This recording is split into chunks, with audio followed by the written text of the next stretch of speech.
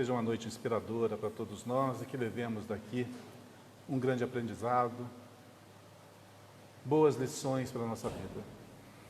A palestra da noite de hoje será toda inspirada no 33º livro, trazido para nós pelas mãos iluminadas de Francisco Cândido Xavier, inspirado pelo espírito Humberto de Campos, chamado Luz Acima. Esse livro foi psicografado em 1947 e editado em 1948. É uma obra que constam mais de 40 contos, pequenos contos, de todos os tipos. É uma fartura de ensinamentos para todos nós, que buscamos, às vezes, respostas nas coisas simples da vida e não conseguimos entender, não conseguimos alcançar toda a compreensão da maravilha que tem ali por trás. Então, esse livro é muito inspirador mesmo. Luz Acima é um livro que literalmente coloca-nos para cima. Nós vivemos constantemente numa luta particular em que tentamos sufocar as nossas pretensões negativas ainda, os nossos impulsos negativos, as nossas aspirações ainda egoísticas, vaidosas e que nos atravancam por demais. Quando nós falamos aqui na doutrina espírita sobre evolução, isso quer dizer melhoria. Melhoria sempre. Melhoria em todos os quesitos. Nós não estamos aqui para ficarmos estagnados. Tudo que fica parado vai gerar doença, vai gerar dor, vai gerar desconforto. Imaginemos nós, se ao vir para esse mundo, logo nos primeiros anos, não fôssemos para a escola. Que criança que gosta de ir na escola? Principalmente quando cresce um pouquinho. Quando é pequenininho ainda vai lá. Mas quando cresce um pouquinho, não quer ir. Mas isso é bom ou é ruim? Lógico que é bom. Imagina se nós fôssemos analfabetos hoje. Que retrocesso. Como que iríamos angariar mais conhecimento se a gente não saberia nem o básico da junção das letras? Então o trabalho começa lá, em tenra idade, quando temos que aprender o quê? A falar, a nos relacionar, a conhecer as pessoas, depois nos relacionarmos com elas, dividirmos o nosso universo com outros. Então constantemente a nossa vida é aprendizado.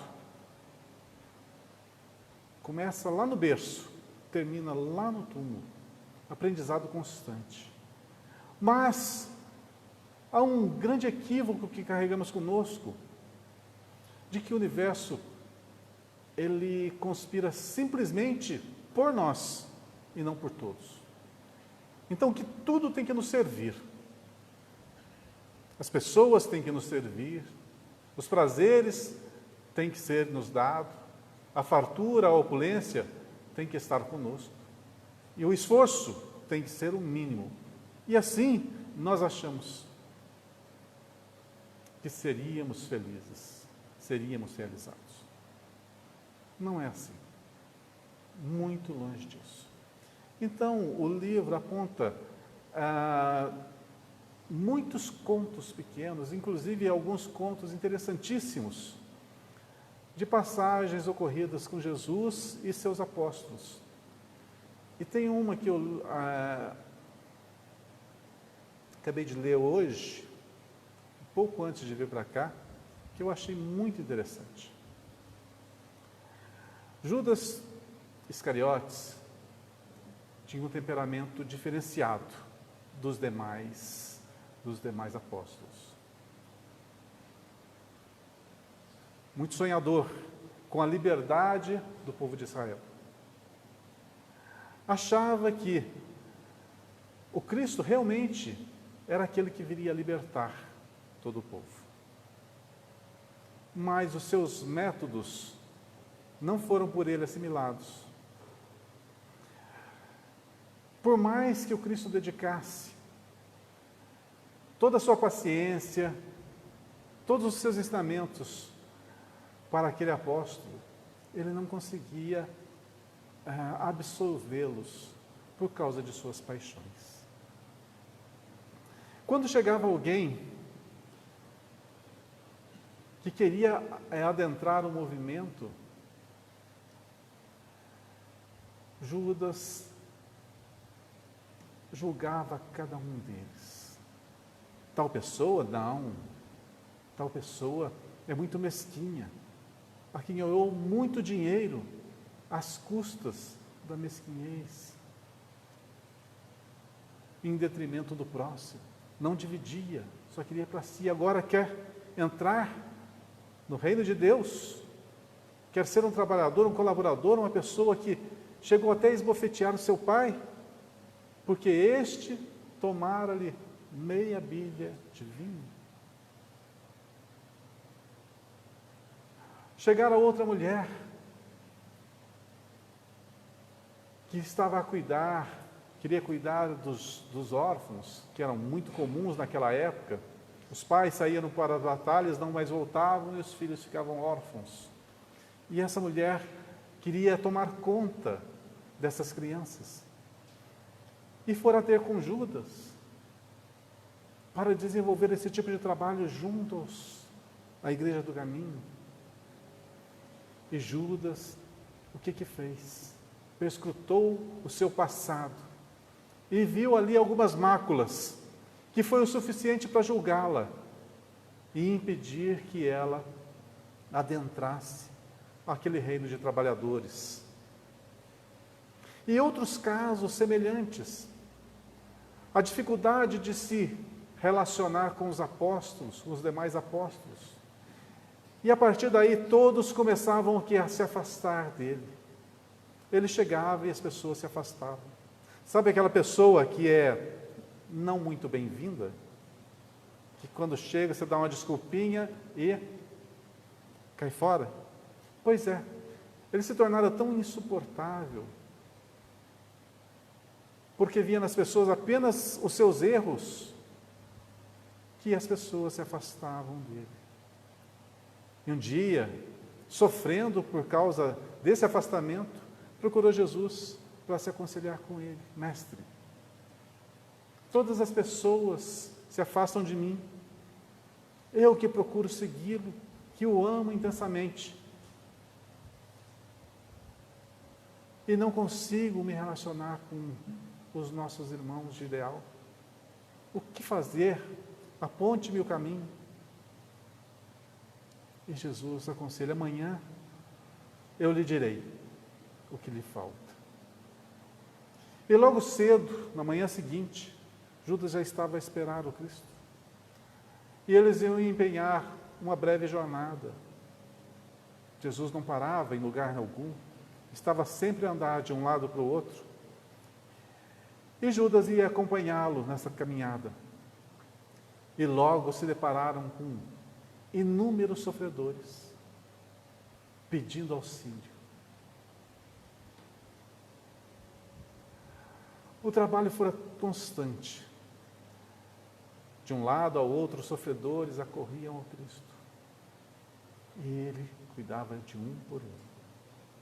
Por mais defeitos que as pessoas tivessem, Cristo não negava de forma alguma o acolhimento a quem quer que seja. Mas Judas, como se estivesse ainda inebriado pelos seus sonhos, não captava a mensagem. Ao final da tarde, cansado de todo o ocorrido, estavam chegando numa fonte de água cristalina, pura. E Judas, afoito, como sempre fora, chegou à frente da fonte e, no ímpeto de tomar água, resvalou no lodo que estava no fundo. E aquele lodo subiu, sujando toda a água da fonte. E ele, meio sem jeito, olhou para o Cristo e pediu desculpas pelo que tinha ocorrido, estragado toda aquela água que eles iriam beber. E o Cristo, como não perde uma oportunidade sequer de dar a mensagem para cada um de nós, falou a Judas da seguinte maneira: a resposta para aquilo que você me perguntou está aí nessa fonte. Você foi direto ao fundo e tirou todas as impurezas e trouxe à tona. Você não foi singelo na hora de tratar a boa parte e sorvê-la. E assim é no trato com as pessoas. Todos têm seus equívocos, todos têm a sua lama ainda depositada no fundo. E cada vez que nós reviramos essa lama, ela vem à tona. E isso que nos afasta às pessoas. Mas se você fosse prudente e apenas absorvesse a boa parte, ela saciaria a tua sede. Uma mensagem muito singela, muito simples e por demais profunda e bela. Será que não é assim que acontece conosco também? Quando julgamos as pessoas, quando achamos antipáticas umas, mal educadas outras, taciturnas outras tantas, bélicas outras. Será porque não nos falta um pouco de psicologia para tratarmos a parte boa, para que o lodo fique lá no fundo assentado e não venha à tona? Porque é o trabalho de cada um retirar esse lodo. É o que nós chamamos aqui na doutrina da reforma íntima. Tirar o que é ruim e colocar o que é bom no lugar. Pois todos nós, no nosso íntimo, ainda temos esse lodaçal que precisa ser extirpado. Mas quando a gente vai no semelhante e revolve, essa lama ela vem à tona. Aí nós queremos que as pessoas brilhem. Não. Precisamos fazer com que sacie a sede na parte boa de cada um, porque todos nós somos iguais. Todos nós somos amor. Infelizmente, muitos desses amores adoeceram e se tornaram lodo. Mas não deixa de ser amor. É necessário que ele seja trocado, vivificado. Esse é o dever do cristão. Era isso que o Cristo ensinava há 2000 anos atrás. É esse legado que deixou para cada um de nós, para que compreendêssemos que somos todos falhos, mas temos um enorme potencial. E quando você cultiva o mal, ele cresce. Mas se você semeia o bem, essa árvore toma raízes profundas no nosso íntimo e dará com toda certeza sombra e bons frutos. Não cabe a nós, de forma alguma, julgar a ninguém. Essa é uma das passagens singelas, constantes, né, nesse livro, Luz Acima. Uma outra, muito tocante também, outra lição do Cristo, maravilhosa, exemplificada no livro, foi a seguinte: depois que o Cristo já tinha morrido na cruz, né, a Igreja do Caminho começara a desenvolver-se. E Pedro era o encarregado da Igreja do Caminho. Assim como Tiago e outros apóstolos tomavam conta da Igreja de Jerusalém, né, a Igreja do Caminho. Pedro era, vamos dizer ali, o chefe. E certo dia, chegou até aquela congregação uma mulher, que naquela época, julgada, uma mulher de vida duvidosa. Já tivera 5 maridos, isso naquele tempo era uma coisa terrível, não é? Nos dias atuais até que não, né? Mas naquela época era terrível. Então, quando ela chegou a buscar a igreja como um refúgio, um local para a sua salvação, para a sua melhoria, para dar um pouquinho de paz ao seu coração, que já tão atormentado, tão sofrido, chegou ali e todo mundo torceu o nariz para ela. E o próprio Pedro ficou relutante. E agora? O que eu faço? Se eu atendê-la, todo mundo aqui vai cair matando em cima de mim. Se eu não atendê-la, eu não vou estar exemplificando o amor do Cristo. E ele ficou no eterno dilema. Mas estava, como ser humano, mais propenso a despachar aquela mulher. Mas na dúvida, recolheu-se, pediu um tempo, recolheu-se para um cômodo afastado, fechou os olhos e implorou a Jesus que lhe orientasse. Passado alguns minutos, eis que surge à sua frente o mestre, todo radiante, e Pedro expõe-lhe o problema. Senhor, chegou a essa casa uma mulher de uma vida não muito honesta, pedindo amparo, pedindo socorro. A lei nos fala para nos afastarmos. Ninguém quer acolhê-la, mas eu estou em dúvida. Queria a sua orientação, a sua inspiração. E Jesus, na simplicidade e sabedoria extrema de suas palavras, falou assim: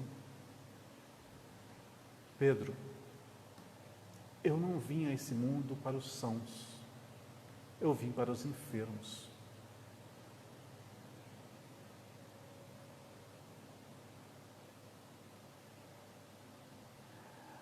Somente com essa frase, Pedro já se dera conta do seu equívoco. Todos nós somos enfermos. Todos nós somos doentes. Em alguma coisa, precisamos melhorar. Já pensou que quando nós pedimos auxílio, em qualquer casa que seja, a qualquer pessoa que seja, e ela fale assim: não, você errou aqui, aqui, aqui. Não vai ter uma consolação aqui não. Aí você bate em outra porta e a pessoa te acusa novamente. E você não tem um atendimento e ainda é julgado. Imagine a gente nessa situação. Imagina a vergonha.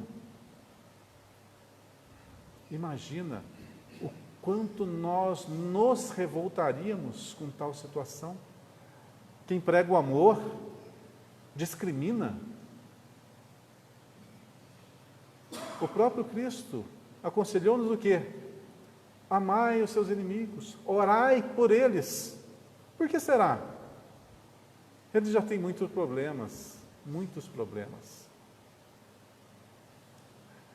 Pensa bem, cada semente do mal que é semeada vai gerar uma árvore que nós teremos que arrancar. E teremos que deixar novamente o terreno limpo. Não é outra pessoa que vai lá. E a gente joga a semente. E cresce uma árvore cheia de espinhos. E muitos venenos até. E quem tirará essa árvore do caminho somos nós. Imagine que mau negócio que é esse.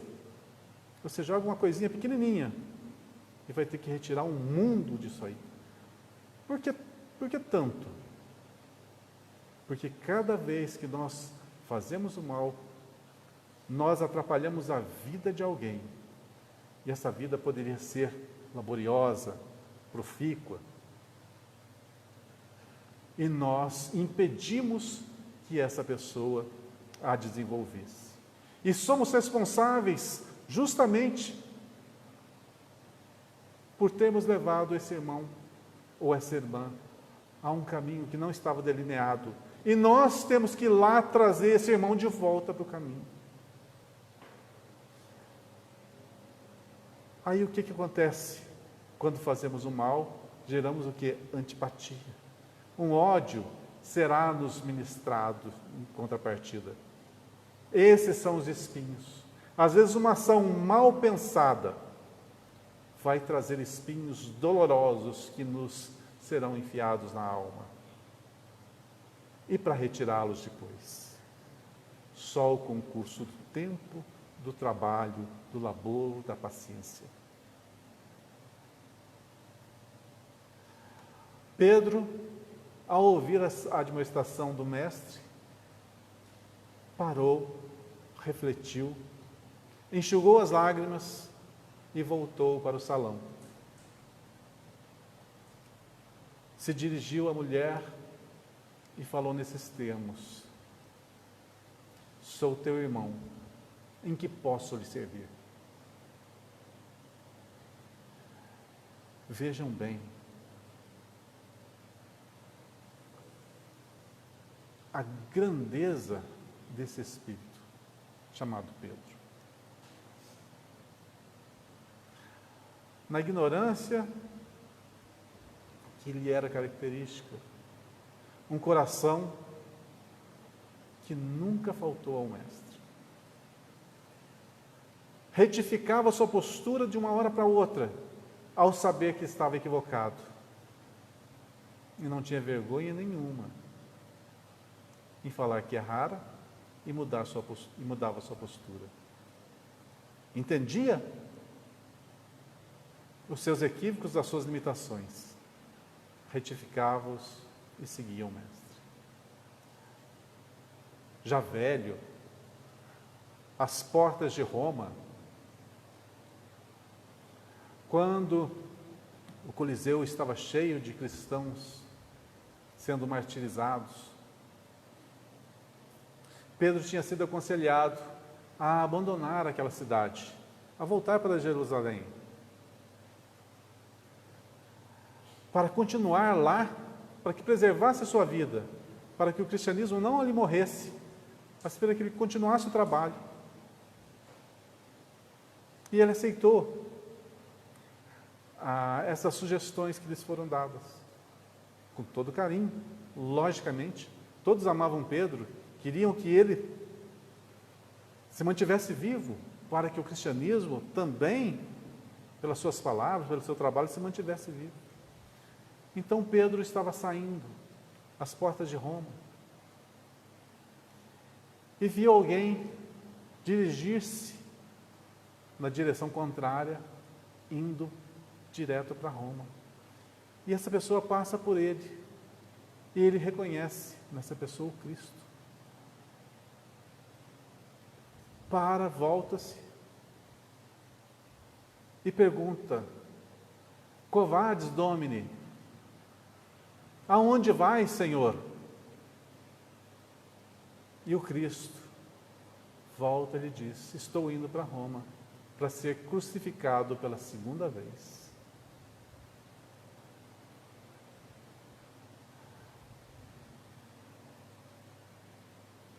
Pedro baixa a cabeça, compreende a mensagem, vira nos calcanhares e retorna para Roma. Lá intensifica a pregação. Enquanto os cristãos estão sendo martirizados nas arenas, ele nas arquibancadas estava a abençoar todos aqueles cristãos. Até que fora preso, identificado, preso, posteriormente crucificado. Fora-lhe dado o martírio de morrer como o próprio mestre, como seu mestre morrera. E ele falou: não sou digno de morrer como o mestre morreu. Sou indigno. E Nero, o que fez, nós bem sabemos, crucificou-o de cabeça para baixo.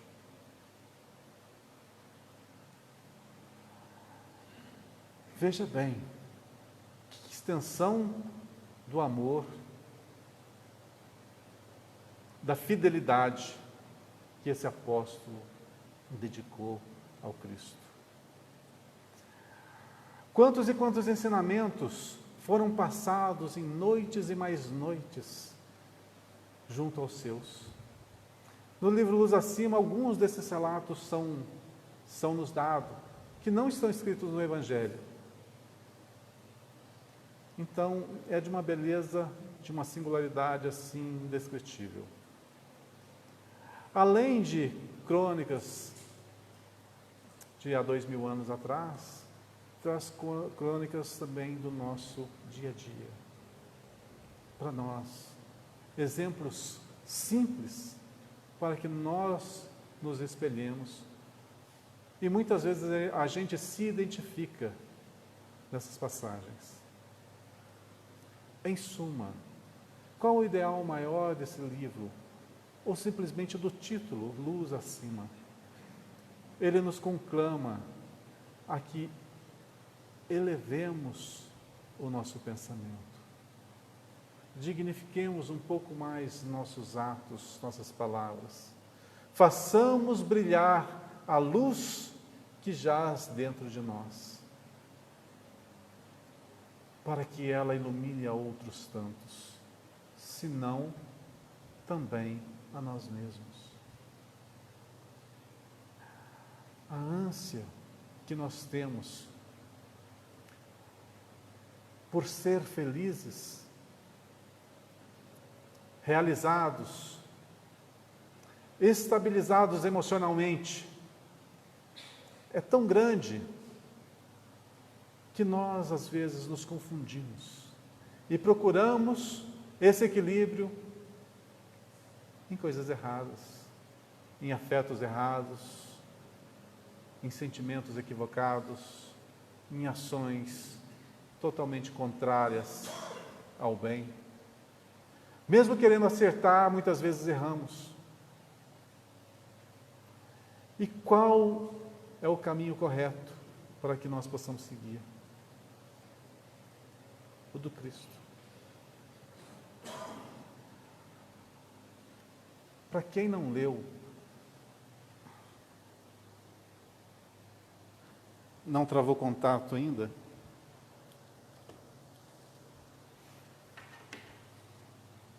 ainda vou falar desse livro, Fonte Viva. Para quem não travou contato com esse livro, eu aconselho a lê-lo.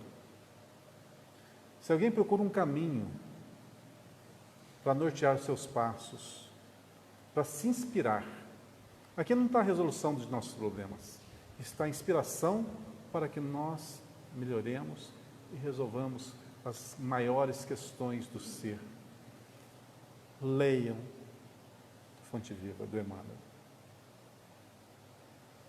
Se buscam inspiração, está aqui uma fonte fidedigna,